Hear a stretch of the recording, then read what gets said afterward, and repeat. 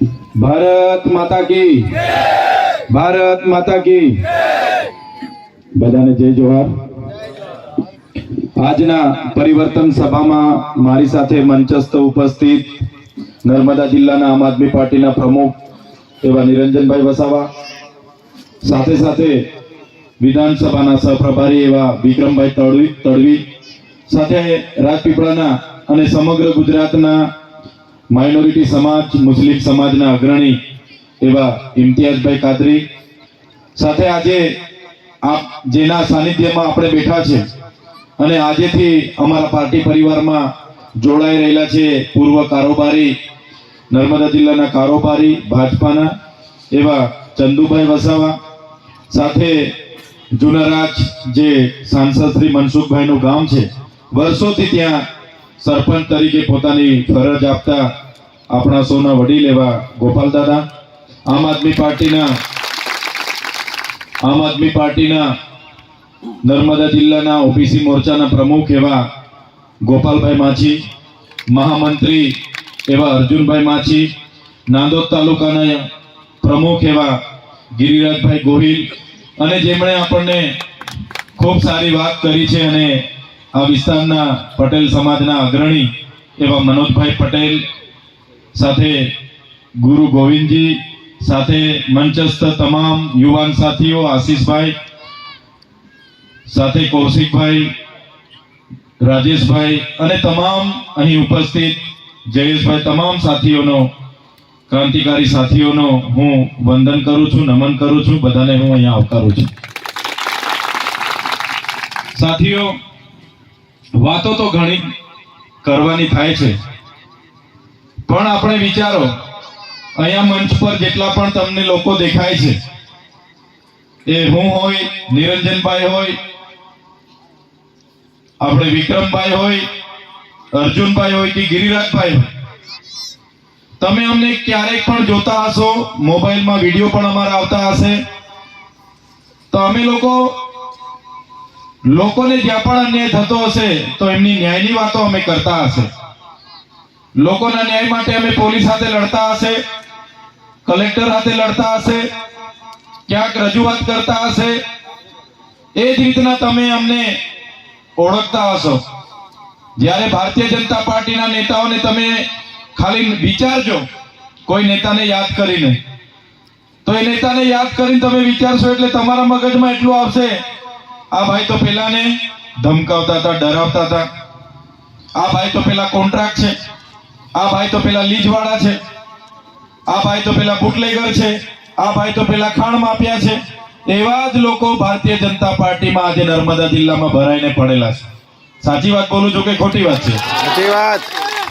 ત્યારે સાથીઓ, મારી બી સરકારી નોકરી હતી, હું પણ વિસ્તરણ અધિકારી, ખેતીવાડી અધિકારી હતો, આ નિરંજનભાઈ બી વૃંદાવન હોટલ ચલાવતા હતા, આ અર્જુનભાઈ માછી એ પણ અહીંયા કોઓર્ડિનેટર હતા, ગિરિરાજભાઈ હોય, મનોજભાઈ હોય, ગોપાલ દાદા હોય, ગોપાલભાઈ માછી હોય, ચંદુભાઈ વસાવા હોય, બધા જ લોકો ખૂબ સારી રીતે ખેતીવાડી પણ કરે છે। એમને કોઈ રાજનીતિમાં આવીને કોઈની સાથે માથાકૂટ કરવા માટેનો સમય નથી। આપણે ઇમ્તિયાઝભાઈ કાદરી, એમનું પણ ખૂબ સારી રીતે બિઝનેસ ચાલે છે, એમને વેલસેટ પરિવાર છે, છતાં અમે કેમ રાજનીતિમાં આવવા માંગીએ છીએ, કેમ તમારી વચ્ચે આવીને તમારા અધિકારની લડત લડવા માંગીએ છીએ? કેમ કે સાથીઓ, અમે જાણીએ છીએ, અમે આ ભાજપ સરકાર કઈ રીતના આપણા લોકોના હકના ગ્રાન્ટમાં ભ્રષ્ટાચાર કરે છે એ અમે જાણીએ છીએ। એમણે અહીંયા 10 કરોડનું કમલમ કઈ રીતના બનાવ્યું છે એની અમને ખબર છે। એમના ભાજપના નેતાઓ 10 વર્ષ પહેલા સ્કૂટર પર ફરતા હતા, આજે મોટી મોટી ગાડીઓ લઈને કઈ રીતના કમાયેલા છે। બધા નેતાઓની 50-50, 100-100 એકર જમીનો કઈ રીતના થઈ છે, બધાના 3-3, 4-4 બંગલા કઈ રીતના બન્યા છે અમને ખબર છે।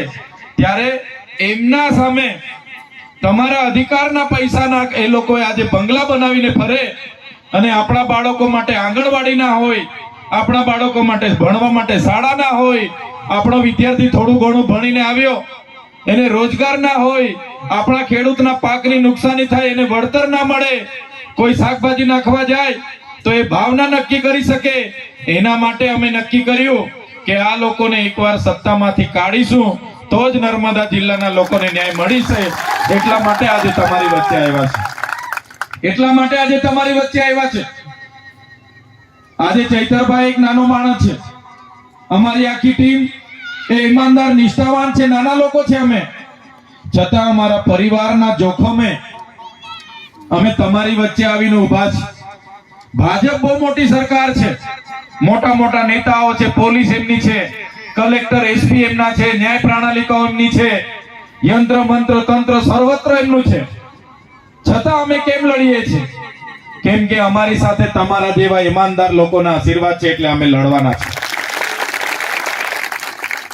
આ ભાજપને ચૈતર વસાવા એકલાથી ડર નથી, પણ ચૈતર વસાવા સાથે તમારા જેવા વડીલો, તમારા જેવી માતા બહેનો, તમારા જેવા યુવાનો અમારી સાથે અમારા સમર્થનમાં છે. ચૈતર વસાવા તમને જાગૃત કરે છે, એક કરે છે. અમારી આખી ટીમ ધીરે ધીરે મોટી થાય છે. એટલા માટે ભાજપને ડર છે, માત્ર ચૈતરભાઈથી ડર નથી, તમારા બધાથી એ લોકોને ડર છે. કેમ કે ભાજપને અત્યાર સુધી હતું કે કોંગ્રેસ વાળાને તો હાથે રાખીને અમે રાજ કર્યા કરીએ, 5 વર્ષ આપણે કરવાનો, 5 વર્ષ કોંગ્રેસને લાવવાના, ત્રીજો તો કોઈ છે જ નથી. ભલે 5 વર્ષ કોંગ્રેસ આવે, પાછા 5 વર્ષ આપણે આવીશું. એ રીતના બધું ચાલતું હતું અત્યાર સુધી. હવે આ લોકોને ડર એટલા માટે થવા લાગ્યો છે કે હવે ત્રીજો મોરચો, પહેલા તો એમને ખબર જ નથી. પહેલા તો આ લોકો અહીંયા ગામડામાં એવું કહેતા હતા કે ભાઈ ત્રીજી પાર્ટી કોઈ ચાલતી હોય યાર, આ ચૈતર વસાવો કોઈ ચાલતો હોય યાર. પણ આ ચૈતર વસાવો ચાલતો નથી, આજે દોડે છે. આ ત્રીજી પાર્ટી આજે દોડે છે અને એના કારણે આ બંને પાર્ટીઓને હવે ડર છે. બંને પાર્ટીઓ રાતે સાથે મળે છે, પાછી રાતે બેઠાય છે. એ લોકો આજે અહીંયા મીટિંગ થશે ને, આજુબાજુના ભાજપના નેતાઓને તો રાતે સપનામાં બી ચંદુ કાકા થશે. માટલામાં તેલાસ પાણી પીને ઊંઘ પડશે એ લોકો. અહીંયા સરપંચો અને માજી સરપંચ ઘણા બેઠા છે, ઘણાને ધમકાવી દીધા, આવવા નહીં દીધા. અમારા પટેલ અમરભાઈ કીધું, અમારા પટેલ સમાજના બધા આગેવાનો આજે મને મળ્યા અને કીધું છે કઈ વાંધો નહીં, અમે જાહેરમાં આવીશું તો પેલા લોકો અમને હેરાન કરશે. કેટલાક અમારા સરપંચોએ મને બપોરના ફોન કરીને કીધું કે સાહેબ અમે આવવાના જ હતા યાર, તમે અમારું બધું કામ કરો છો પણ અમે આવીશું તો અમારા પંચાયતમાં જે કામો થાય છે અટકાવશે, આ લોકો બિલો અટકાવશે. કેટલાક ગરીબ લોકો એમને કીધું અમે આવીશું તો અમારું ઝૂંપડું ની મંજૂર થવા દે, અમારા ઘરે લાઈટના મીટરો તોડવા મોકલી આપશે, પોલીસને અમારા ઘરે દારૂ વેચે છે એમ કરીને મોકલી આપશે. એટલે સાહેબ અમે ત્યાં નહીં આવીએ પણ અમે બધા તમારી સાથે જ છે. આટલી બધી ભાજપની તાનાશાહી છે, છતાં આજે અમે પૂરી તાકાતથી એટલા માટે લડીએ છીએ.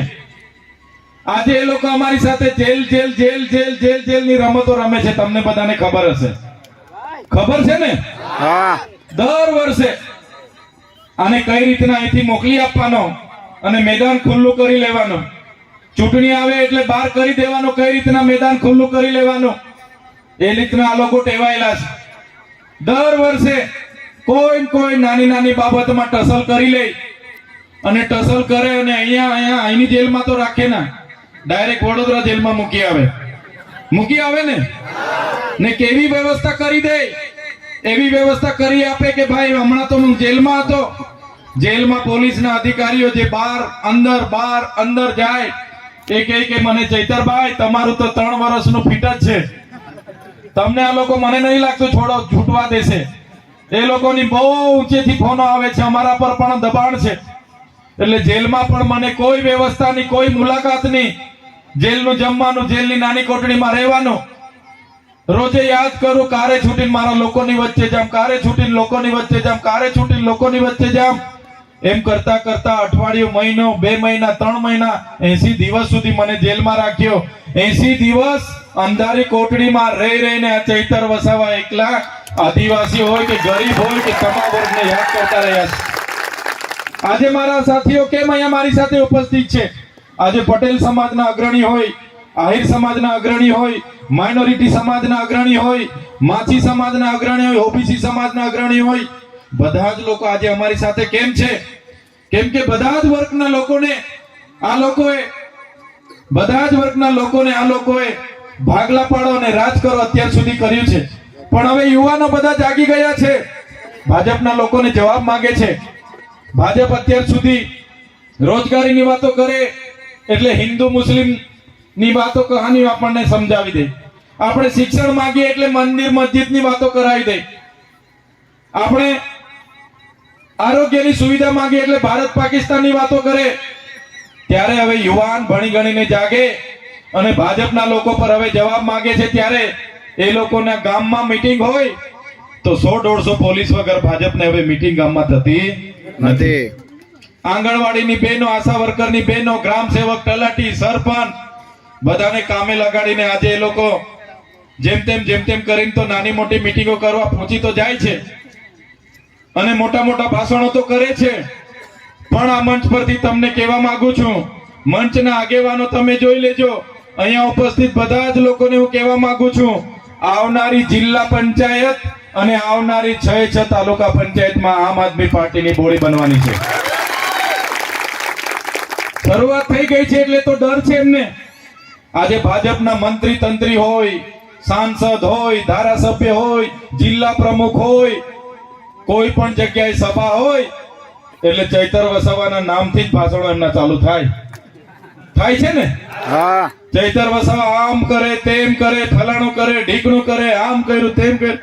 અલાભાઈ, ચૈતર વસાવા તો 3 વર્ષથી ધારાસભ્ય ચૂંટાયા છે. તમારી સરકાર 30 વર્ષથી છે. તમે શું કર્યું એની વાત તો કરો. ચૈતર વસાવા પાછળ પડેલા છો. એટલે સાથીઓ, એમની હકીકત એમની દુખતીના સામે પકડી છે. હમણાં મોદી સાહેબ ડેડિયાપાડામાં આવ્યા હતા અને મેં કીધું કે આટલો જંકશન કાર્યક્રમ તમે ડેડિયાપાડામાં કર્યો છે. લોકો તમારે ત્યાં 10-12 હજાર હતા ને અમારે ત્યાં તો લાખોમાં નેત્રંગમાં અમારી સાથે હતા. મેં એક દિવસે જિલ્લા સંકલનમાં પૂછી પાડ્યું કે આ 15મી નવેમ્બર જનજાતીય ગૌરવ દિવસના કેટલા રૂપિયાનો ખર્ચો થયો અને કઈ ગ્રાન્ટમાંથી તમે વાપર્યા? તો તમે વિચાર કરો, 2 કરોડ નાસ્તાના, 2 કરોડ ચાના. હવે કેટલો નાસ્તો ખાધો હશે તો ઝાંઝરુના 2 કરોડ ને 40 લાખ રૂપિયા. 2 કરોડના સમોસા એટલે 20 લાખ સમોસા થાય. એક માણસે કઈ 20-50 સમોસા ખાતા હશે. વિચાર કરો, લોકોને ભેગા કરવા માટે 7 કરોડ ને 71 લાખની બસો મંગાવી, 2 કરોડનું ડોમ, 7 કરોડનું સ્ટેજ અને બેઠક વ્યવસ્થા, 8 કરોડ ને 83 લાખનો મંડપ, એમ્બ્યુલન્સ નું ડીઝલ 16 લાખનું. એમ્બ્યુલન્સ એક ટેન્કર લઈને ડીઝલ લઈને ગઈ હશે. 16 લાખનું એમ્બ્યુલન્સ નું ડીઝલ, 1 કરોડના ફૂલગુચ્છા, ફૂલહાર. મેં પૂછ્યું, આટલું મોટું બજેટ, 54 કરોડ રૂપિયા તમે ખર્ચો કર્યો, આમાંથી વાપર્યા? એમણે કીધું આદિજાતિ વિકાસ વિભાગની ગ્રાન્ટમાંથી. એટલે મને ખોટું લાગ્યું, મેં ગુસ્સે થયો. અધિકારીને કીધું કે એક બાજુ આદિવાસીના 12,333 બાળકો અહીંયા કુપોષણથી પીડાય છે, એક બાજુ 93 જેટલી મારા તાલુકામાં આંગણવાડી નથી, બાળકો ઝાડ નીચે ભણે છે, એક બાજુ 181 શાળા નર્મદા જિલ્લામાં એના મકાનો નથી, બાળકો ભાડાના મકાનમાં ભણે છે, એક બાજુ નર્મદા જિલ્લામાં 505 શિક્ષકોની ઘટ છે, 100 થી પણ વધારે શાળાઓ એક શિક્ષકથી ચાલે છે. એક બાજુ સિકલ સેલ એનેમિયાથી પીડાતા લોકો માટે તમારા પર ગ્રાન્ટ નથી. આશ્રમ શાળાના હોસ્ટેલોમાં રહેતા વિદ્યાર્થીઓના ફૂડ બિલ માટે તમારા પર ગ્રાન્ટ નથી. કુંવરબાઈના મામેરા માટે તમારા પર ગ્રાન્ટ નથી.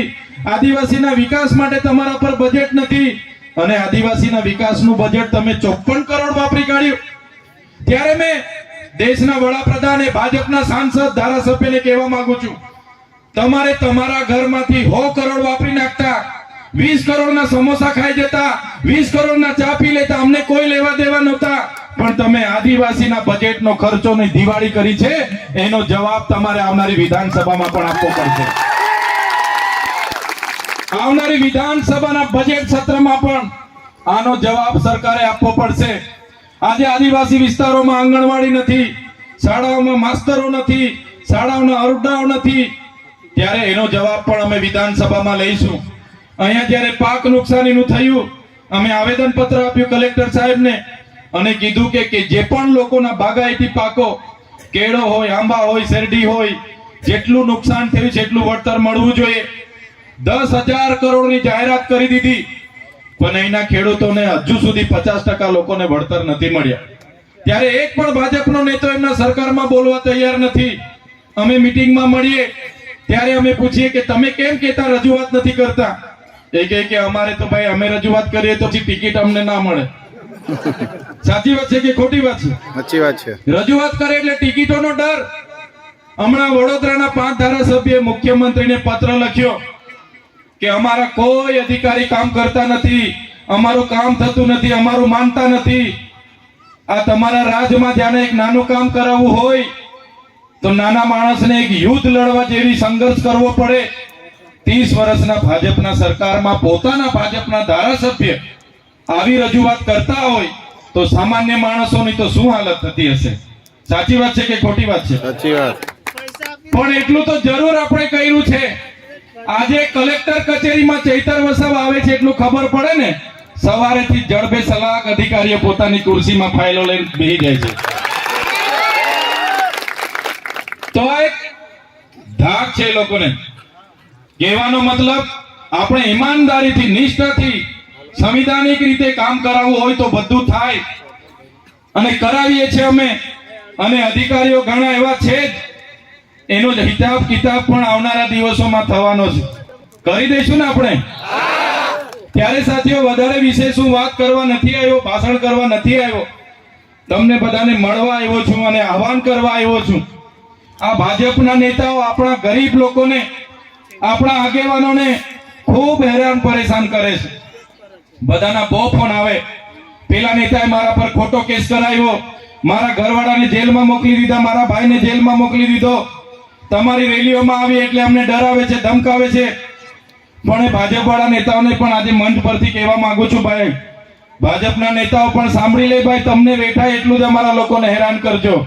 અમે વ્યાસ સાથે હિસાબ આવનારા દિવસોમાં કરવાના છે. અમને 3-3 મહિના જેલ મોકલો છો તો તમે પણ 2-3 વર્ષની તૈયારી રાખજો. અમે તો વેઠી લીધું છે, અમે તો વેઠી લીધું છે. તમે પણ 2-3 વર્ષની તૈયારી રાખજો, કેમ કે 2027માં આમ આદમી પાર્ટીની સરકાર અમે બનાવીને રહેવાના છે.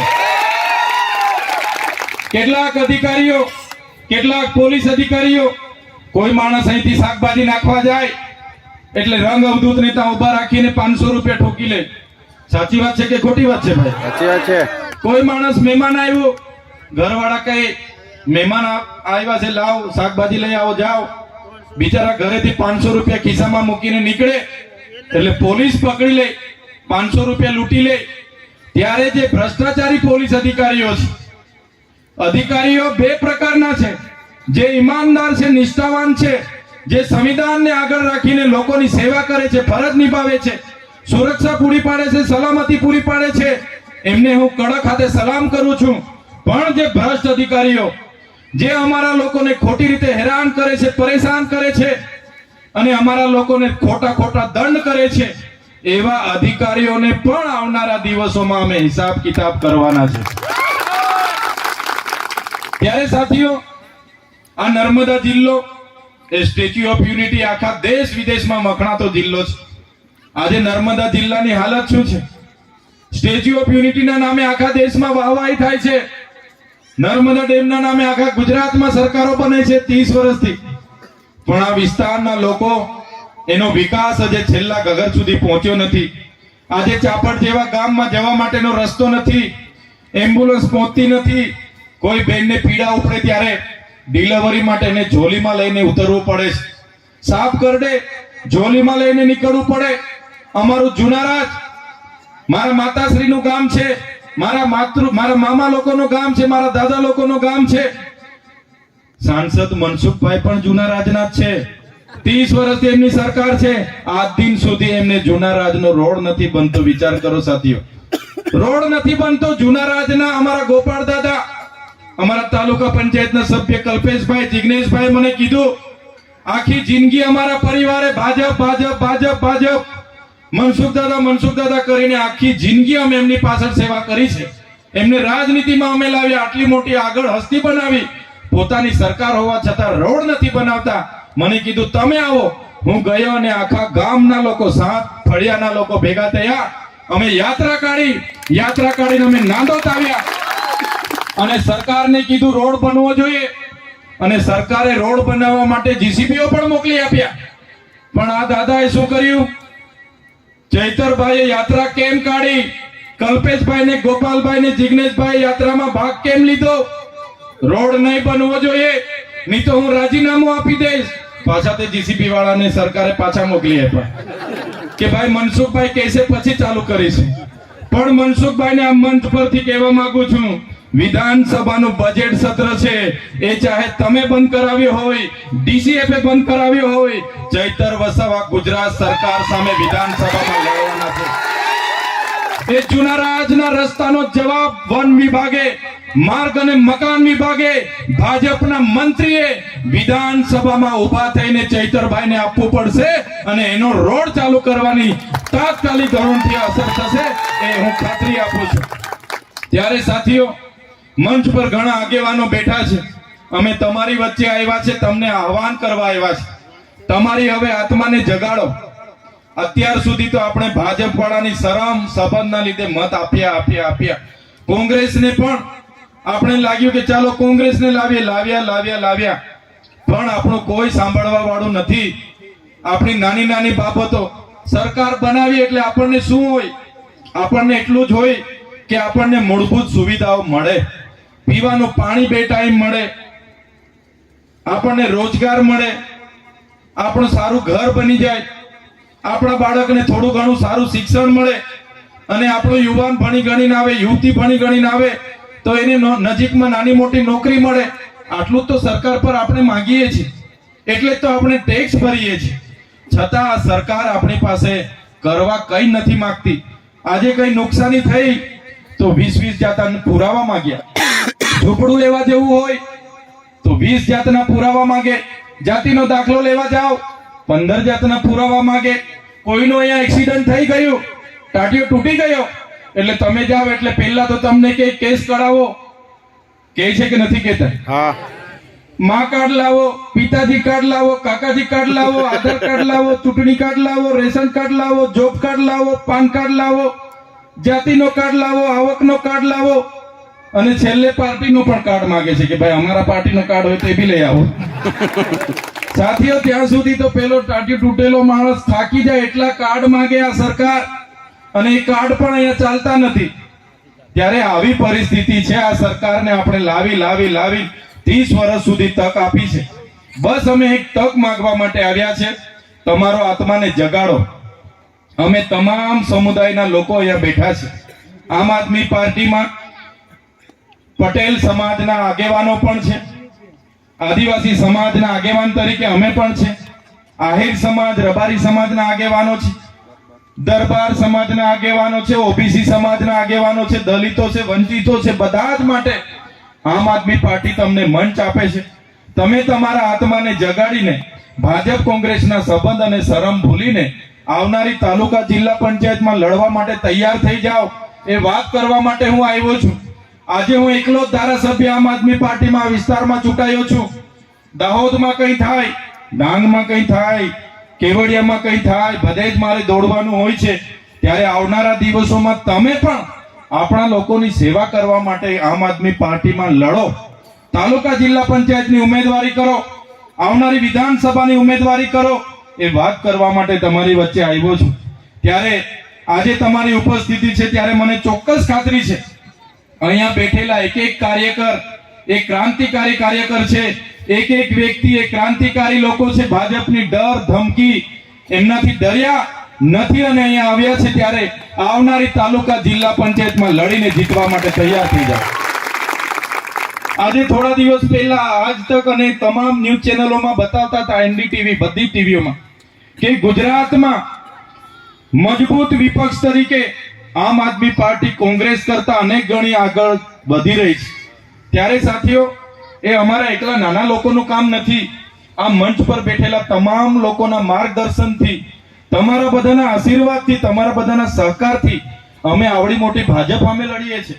નહીં તો આ ભાજપ વાળા તો અમને ક્યારના ખોવી નાખે. પણ તમે અમારી સાથે છો એટલે આ લોકો અમને છંછેડતા નથી. ખ્યાલ છે ને તમને? એટલે આ જ પ્રકારનો તમારો બધાનો સહકાર મળે. આપણા વિસ્તારમાં સારા સારા ઉમેદવારોને તૈયાર કરી લો. આવનારા દિવસોમાં અમારા નેતૃત્વમાં તાલુકા જિલ્લા પંચાયતમાં ચૂંટણી લડાવવાની છે. બધી જ રીતે અમે તૈયાર છે, પાર્ટી તૈયાર છે.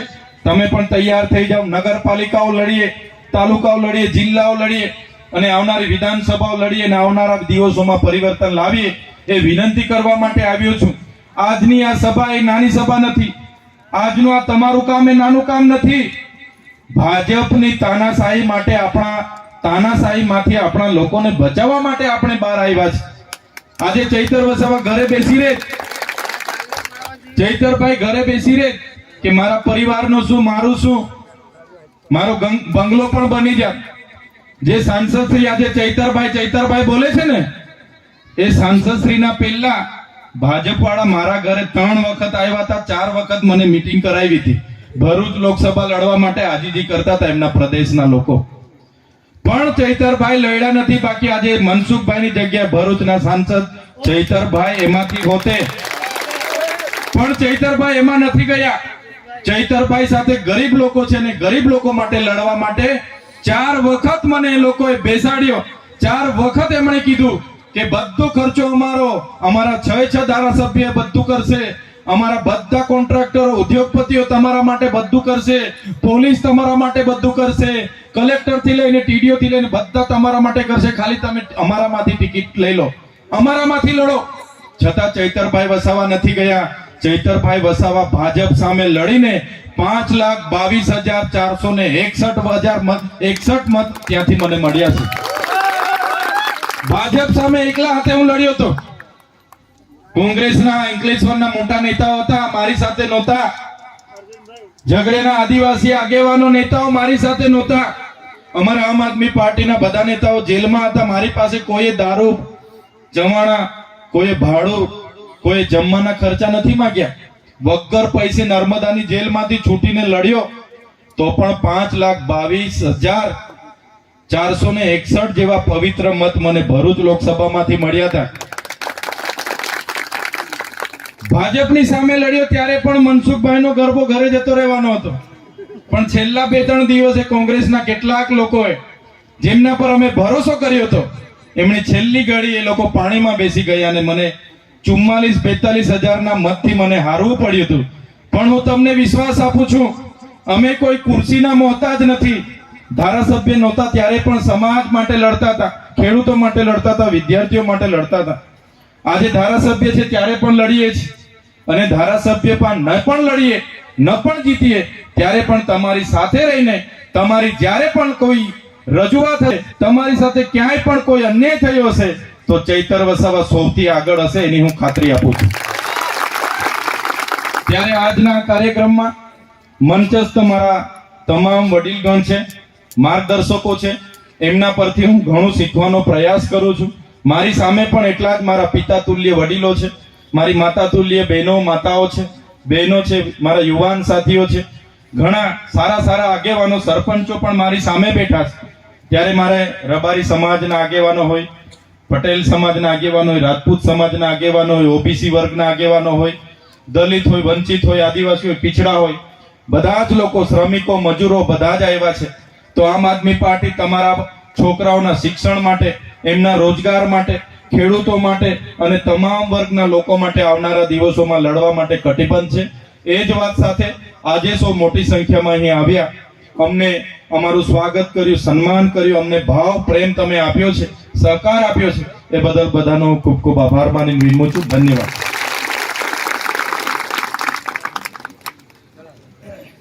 ખૂબ ખૂબ આભાર ધારાસભ્ય શ્રી ચૈતરભાઈ વસાવા સાહેબનો.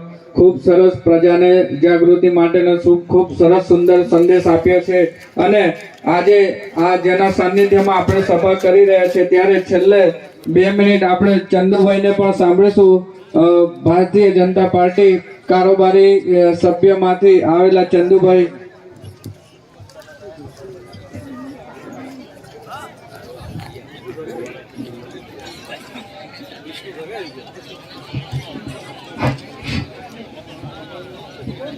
હાઉ સૌને નમસ્કાર. નમસ્કાર.